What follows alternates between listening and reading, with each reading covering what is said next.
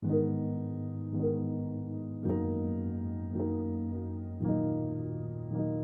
this week's Parsha, we learn how the camp of Israel had a clearly defined inner structure where everyone knew his place, purpose, and mission. I guess you can say everybody stood in their lane. In Bamidbar 2:2 it states, "Every man of the children of Israel shall camp by his own standard with the signs of their father's house at some distance around the appointed tent shall they encamp." Now in modern society, we take a much different approach. Our goal is to become number one. But could you imagine a world where everyone really stood in their lane and no one was jealous of the other? That everyone felt important in their assigned roles? Can you imagine such a world?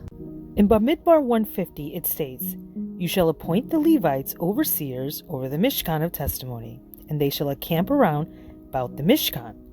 And the Safat Emet explains that some people merit perfection by being near the sanctuary, while others merit perfection by being far, as it states, "I will create a new expression of the lips, Shalom, Shalom, from far and near, says HaShem."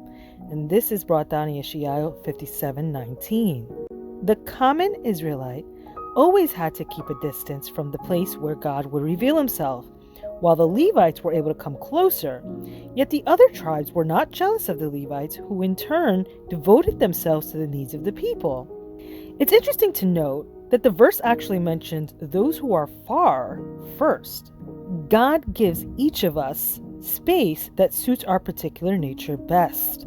A wise person is someone who knows his place. Israel accepted that, whether far or near, when they lived in a place of peace with each other, God's divine presence dwelled equally among them. The irony is that every tribe was proud of its individual position within the community, because this was its proper place for being true to its inner essence. No tribe questioned why they were in this place or why someone else was appointed somewhere else. Rather, it was clear that each tribe would complement the others through its particular individuality. Likewise, we have good reason to be proud of our role as women. It's our challenge to delight in womanhood, the way the tribes delighted in the individual roles. Each tribe became dignified by its banner, for it taught them who they really were.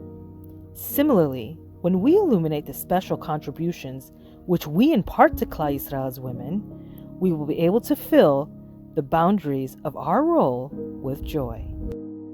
You can follow this series, A Woman's Worth by Devorah Esther, on YouTube at Gimel Dalet 777. Click subscribe to be notified. If you've enjoyed this video or know someone who would, please share it. Tziku lemitzvot.